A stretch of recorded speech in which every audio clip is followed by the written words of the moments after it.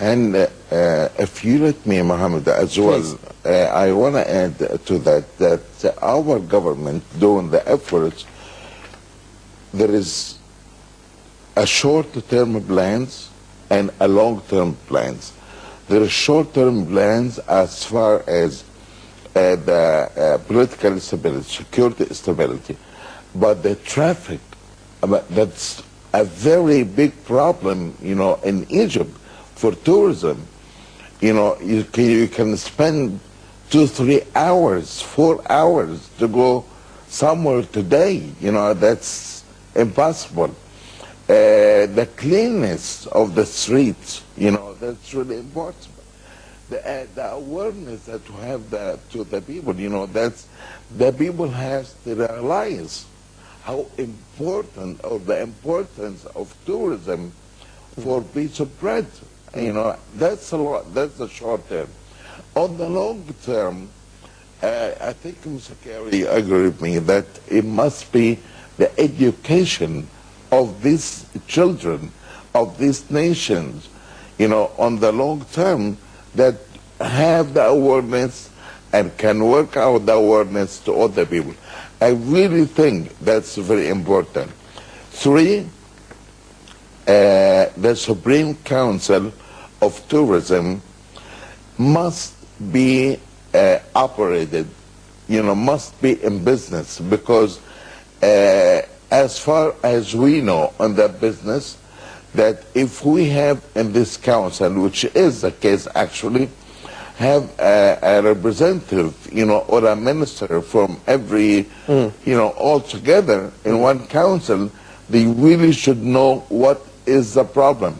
It's not hard to figure, but they can take decisions and they can move on with plan, regardless the minister is on or a change of minister, that's no problem. But that's a plan for the country. I mean, we must come to the point and the real awareness that tourism is our future. Right. Mr. Kerry talked about PR, public relations, and you, Mr. Nazmy, in the private sector, do you have enough contact with the officials, with the different ministries? I mean, to get tourism working, it's not just about the Ministry of Tourism. It's also about the Ministry of Interior. It's also about the Ministry of Health, and perhaps the entire the nation should be behind this. So, do you have enough contact with the officials to portray your visions, your schemes, your plans, what you want to see implemented? Actually, not. Actually, the Minister of Tourism actually, is the one official, about this business. So through him, we can have, the other, or he speaks on behalf of us, with all ministers. But I think we really need time, and we really need to sit down and really think about the tourism business. Because till now, Mohammed is not taken seriously as it should have. It should have. Mr. Curran, also any fears about the fact that Islamists are now an important player in power in Egypt? Does that scare away any tourists, any groups of tourists? Does it scare you as a man in this business that this market could be affected in a negative way, potentially? Well, I can certainly speak for myself. Not at all. The messages and the meetings that we've had with the Islamic parties, and particularly with the Freedom and Justice Party, have been extremely positive. They understand, I believe, how crucial Egypt is to the economy and to future employment prospects in this country going forward, and to inward investment, and to foreign reserves getting back to some normal, stable position. I think they understand all of that. They get it completely. Good. I have no fears. We've seen the example of Turkey, where they had an Islamic government there. Turkey is a very important player in the international tourism business, had no impact on their inward bound business. So I see no reason why it should have here. Right. So that really doesn't disturb me or upset me or worry me at all. No, and they even have 29 million, you know, in Turkey. Yeah. And Malaysia, Right. about 23 million now. Right. I don't see it as a So problem. it's not Good to hear. it's not something really worries us. It doesn't worry us, and we feel good. Right.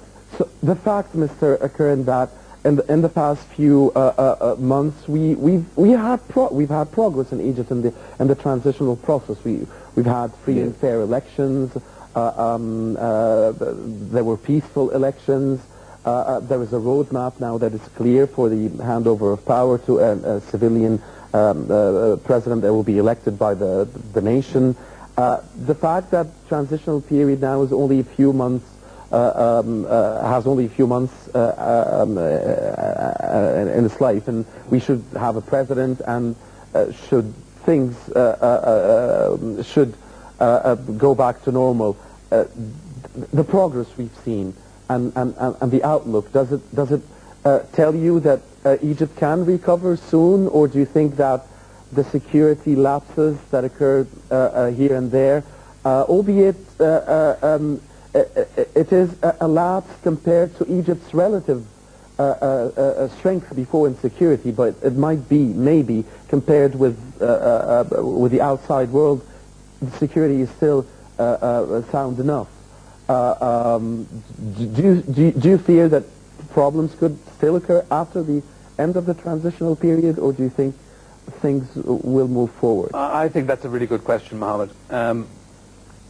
I think it should be understood that internationally, our consumers, the people sitting in Manchester or sitting in Deauville or sitting in Geneva or wherever they are, actually really don't know that you're going to have a presidential election. So I think it's false to expect that as soon as the presidential election is finished, a light switch will come on and everybody will say the presidential election is over, now let's come. That's simply not going to happen. It all comes down fundamentally to this feeling of security. Now, as Egyptians or people like me living in Egypt, we are hoping that following those elections, we will have a prolonged period of stability, so we can send that message out internationally. But what we need to understand is, in our industry, in tourism, it takes time for the markets to come back. So we could be looking at the back end of this year, or indeed somewhere during the following year, before we see any return to normality in terms of volumes. It will then take us a further 6 to 8 months to get the rates back up to where they were, because they've also been decimated. Right. Because of the drop in occupancies. They've been dropped. That'll be the second thing to come back. So you're looking at a 2-year cycle, 2-year to 3-year cycle before we get back to normal levels of business volume and revenues.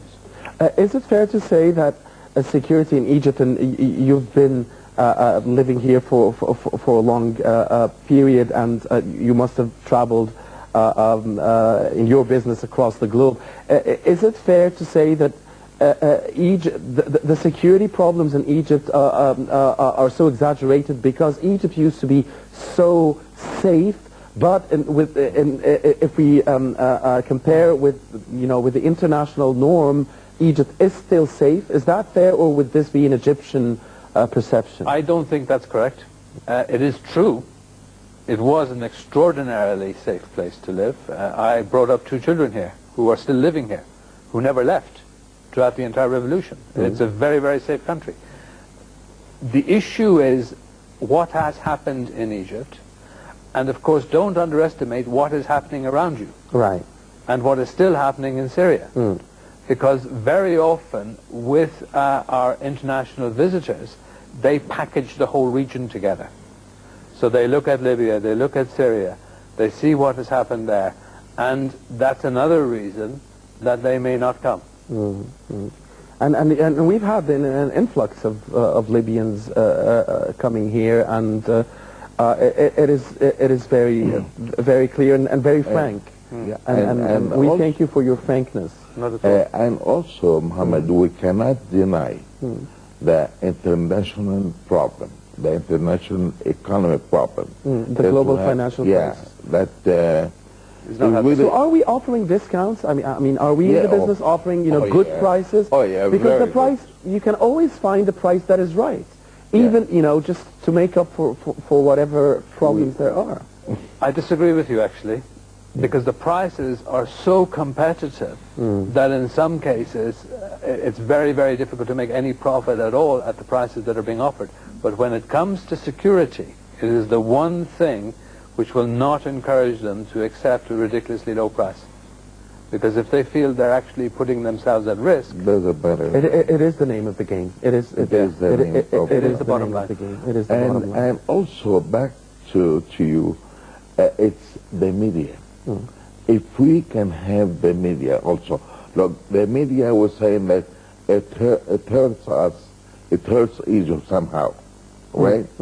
So why don't you use the media also to show that in spite of having these bad things happening here in Egypt, the good things happen here also in Egypt. I mean, we show both parts, I mean, and every country somehow they have some problems, in the States and everywhere, I mean, you could be walking at 12 o'clock noontime in Los Angeles and somebody shoots you. So it's not the end of the world, but we should show the good side as well and the stable side as well that's happening in Egypt, with the hope that we can improve on the bad side. and tourism will come back. We just need it to come back as soon as possible because we've had 14 months of nothing. It will come back also if we all want it to come back, because it's our responsibility. I mean, all of us. It's also the role of every Egyptian citizen to do that. On the confident note of Mr. Karen saying tourism will come back, we Egyptians as well believe it will. It's only a matter of time. We hope it's going to be as short as it can, and we cross our fingers. On that note, we thank you very much, Mr. Barry Curran. Unfortunately, our time is up. Area manager of an international hotel company. It's been a great pleasure. It's been informative and useful to listen to your views, sir. We hope to see you again here on Nile International. Thank you, Mohammed. And thank you, Mr. Mohamed Nazmy, as always, for giving us the pleasure of visiting us here. Chairman of multinational tourism companies. Always a great pleasure having you here with us, sir. It's a pleasure to be with you. Thank you, Mr. Nazmy. Dear viewers, do stay with us. We'll be back with the second segment of the debate after we watch a report on electronic trading in Egypt, e-trading in Egypt. Stay with us.